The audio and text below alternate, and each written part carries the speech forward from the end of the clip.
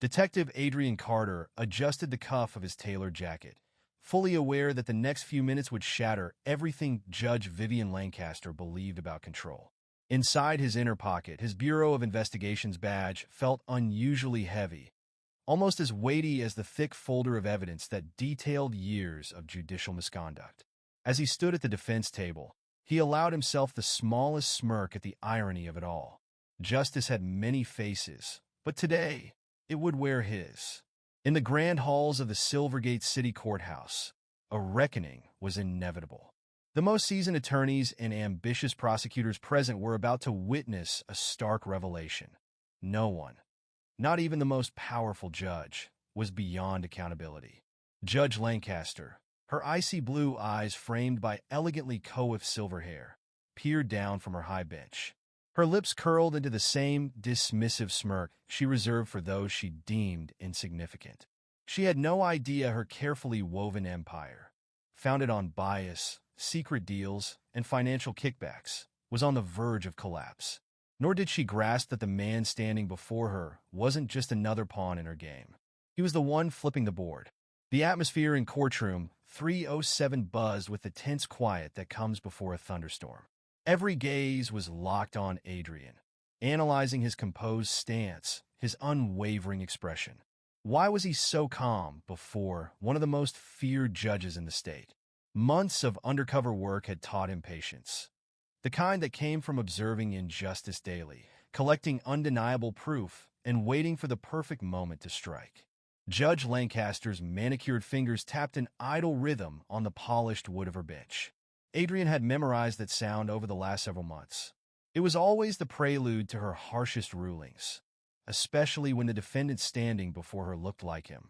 "Well, Mr. Carter," she drawled, her voice laced with habitual condescension. "Tell me, why should I believe you're any different from all the others who have stood before me?" Adrian inhaled deeply, steadying himself. He thought of the people who had stood in this very spot before, innocent lives crushed under the weight of corruption masquerading as justice. "Actually, Your Honor," he said, his voice calm but unyielding, "there seems to be a misunderstanding about my role here today." A flicker of confusion crossed Lancaster's face, the first crack in her usual mask of indifference. Adrian knew precisely how to widen it. With deliberate slowness, he reached into his jacket pocket, watching the bailiff's subtle shift, the reflexive movement toward his holster. The moment was intentional. Every action, every detail had been planned. "I'm not the defendant," Adrian continued, extracting his badge and flipping it open with deliberate precision. "I'm the lead investigator." The metal emblem caught the artificial light, reflecting an undeniable truth across the room. Silence slammed into the courtroom.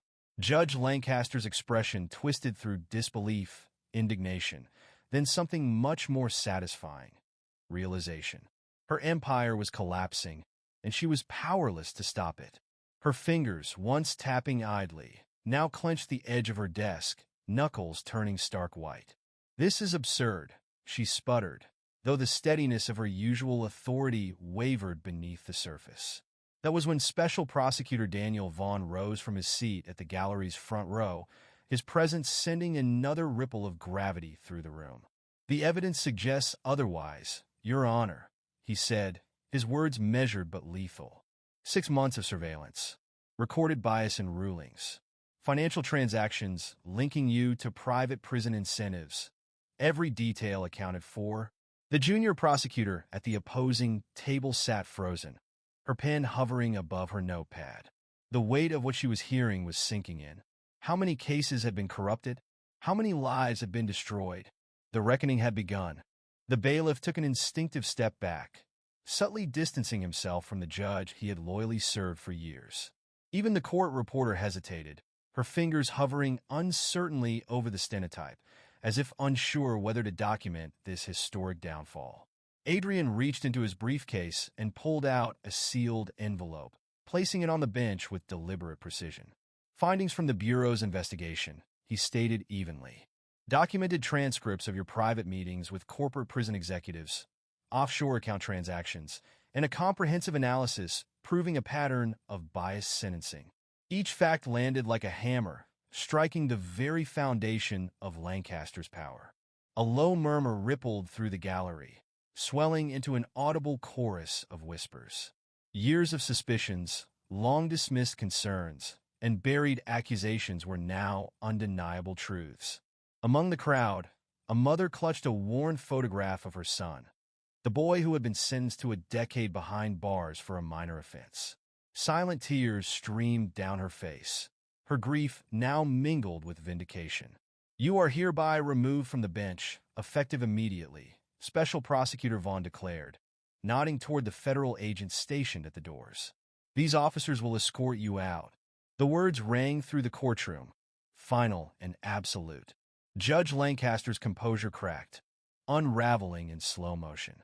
Her polished exterior, so carefully maintained over decades, crumbled as realization took hold.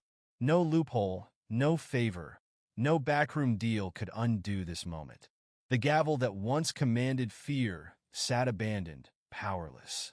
Her designer heels, which had once carried her with authority, now echoed with a hollow retreat as she was led away.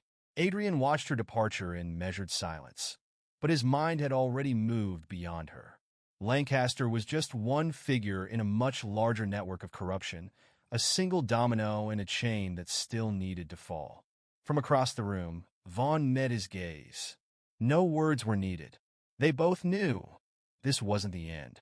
The courthouse buzzed with restless energy. Judges' rulings would need to be re-examined, sentences reconsidered, lives rebuilt. Trust in the legal system, broken for years, would take even longer to repair. But today wasn't about the past. It was about what came next. Outside, the sharp afternoon sun illuminated the courthouse steps, where journalists jostled for the best angle, microphones at the ready. Yet Adrian slipped out through a side exit, unseen. This had never been about recognition. It was about something far greater. It was about proving that justice, real justice, could still cut through the rod of power. As he walked to his car, his phone vibrated with a new message from headquarters. Another judge, another case, another battle just beginning. A small smile flickered at the corner of his lips. He adjusted his tie and kept walking, because somewhere out there another person in power was making the same fatal miscalculation, believing that no one was watching, that no one cared enough to stop them. They were wrong, and Adrian Carter would make sure they learned that lesson the hard way. Because justice wasn't about titles or privilege. It didn't bow to corruption or hesitation. It simply needed people willing to fight for it. One courtroom at a time, Adrian stepped into his car, the weight of the day settling in, but there was no time to dwell. Justice wasn't a single victory. It was a relentless pursuit. As the engine rumbled to life, his phone buzzed again. Another case, another name. Corruption never slept, but neither did those determined to dismantle it. He glanced at the courthouse in his rearview mirror, knowing this was just the beginning. The system had cracks, but truth had a way of seeping through. With a quiet exhale, he pulled onto the road. The fight wasn't over. It never would be, and that was just fine by him.